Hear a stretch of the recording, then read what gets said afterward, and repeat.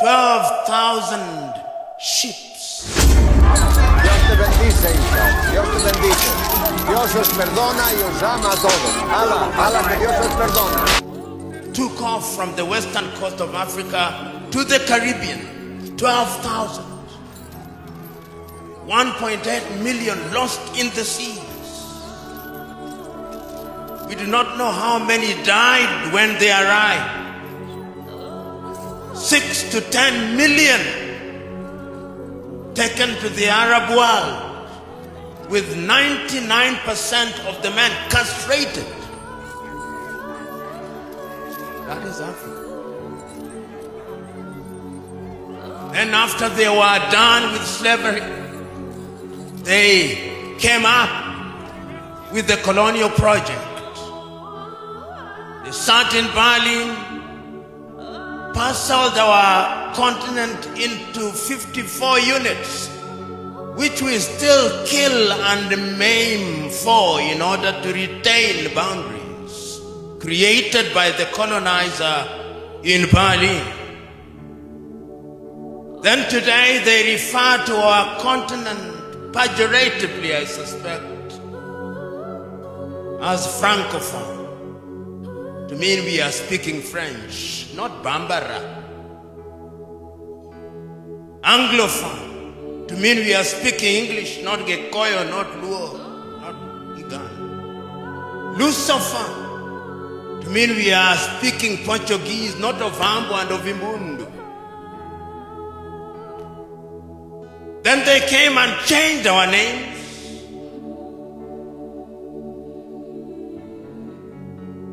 Then at one time they even said that God could not understand our languages. God could only speak in Latin.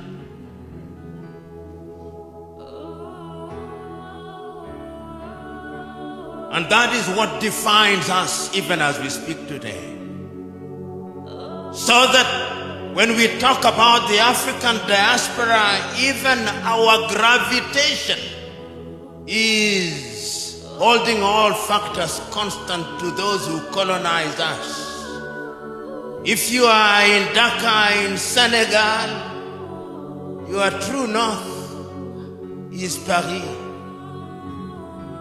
If you are in the Democratic Republic of Congo in Kinshasa, and you want to escape the pain in Kinshasa, is Brussels. If you are in Luanda, Angola, or Maputo, or Praia in Cabo Verde, your gravitation is Lisbon.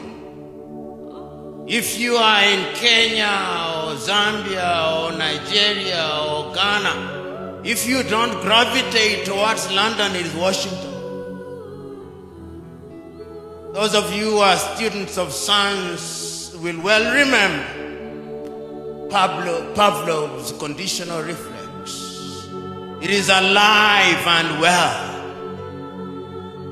And the time, therefore, is to liberate ourselves from lamentation.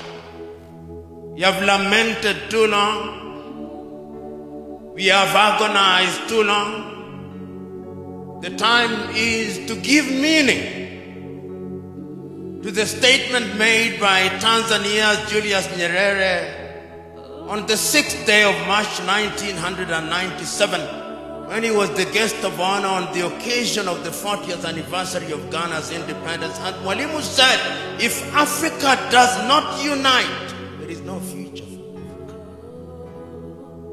We are not talking about the unity of the graveyard where we all agree. No, it is unity of purpose.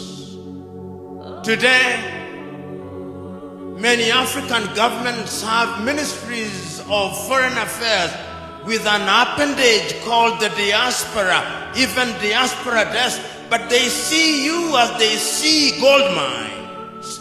It is your dollar that they are interested in. It is your pound that they are interested in. It is your euro that they are interested in. They do not see the human resource that you are. As I speak to you now, some of our best men and women are outside of the continent. Our best engineers are to be found outside of the continent. Our civil engineers are to be found outside of the continent. And it's the Chinese who are building our roads, a paradox and an irony at once. That is where we are. Today, our best doctors are to be found outside of the continent. So that when our leaders in Kenya, when they want to give birth, they go to the United States. When they have a flu, they go to the United States. When they are about to die, they go to Europe and America and India. That is why Vladimir Putin is said to have said, but I doubt whether he said it, but that notwithstanding, he is said to have said that Africa is only a graveyard for her leaders. We can do better because history has demonstrated that whenever we wanted to do better, we did. You know, many times when I think about our founding fathers and mothers, and I listen to some of them in their very unsophisticated way, some of them through music, Miriam Makeba, some of them through religion, Kim Pavita, Donna Beatrice of the Democratic Republic of Congo. Some of them through the political platform, Kwame Nkrumah, Ahmed Sekou Touré, Mwalimu Nyerere, Samora, Moises Machel. Without internet, without what you and me have today, they were able to organize. When Marcus Mosias Garvey was telling people to come back home, he had no internet. No Boeing, no Airbus. When Sylvester Williams was convening the first Pan-African meeting from Trinidad and Tobago, how did he communicate? But they did it. So what must we do? You know, 2 days ago, I was invited to the Africa-Korea meeting at the University of Nairobi on the 6th of August. And I looked at the statistics that Korea, which was smaller in her economy than Kenya in 1963, today has a GDP of 1.7 trillion with a population of 51 million. And the entire continent of Africa has a GDP of no more than 2.8 trillion. That Norway, with a population of less than 10 million, has a sovereign fund of 1.7 trillion. And Africa Exim Bank only has a small fund of 4 billion, and we shout about it. Shut up. If you look at our men and women in the diaspora, give or take, the statistics are known to you. If you look at persons of Africa or African descent, no less than 250 million, second only to Nigeria. And if you look at the income that they generate every year, the good Dr. Shemu Chodo has only given you the statistics which are the tip of the iceberg. The story requires that we pause and ask.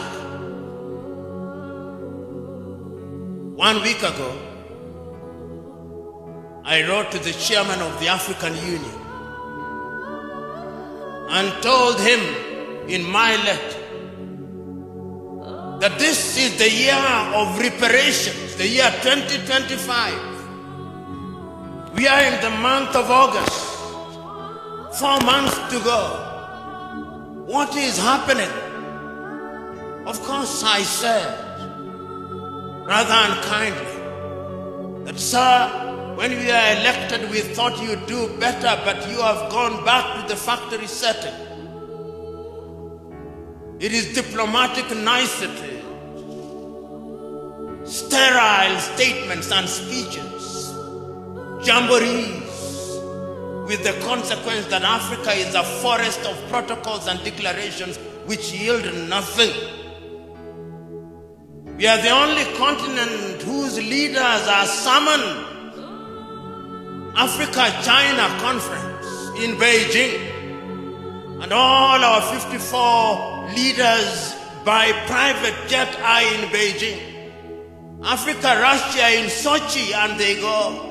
Africa, even little Qatar in Doha, and they go. Africa, Washington, and they go. And the President of the United States of America has the temerity to ask an African president how well he speaks English.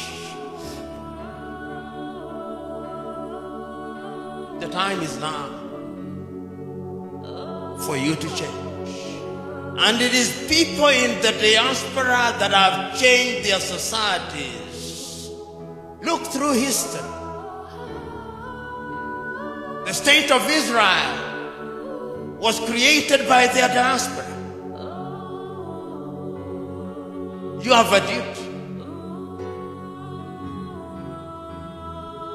The time is now for us to reflect and ask ourselves, what will our generation do?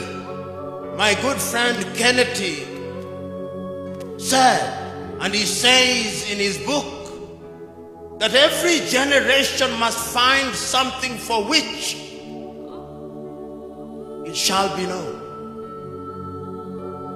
They came,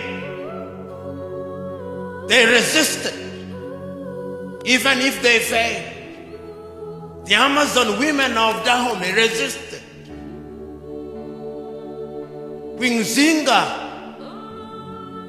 resisted in Angola. Mekatilili wa Menza resisted. Shaka the Zulu resisted. There was the Hair Rebellion.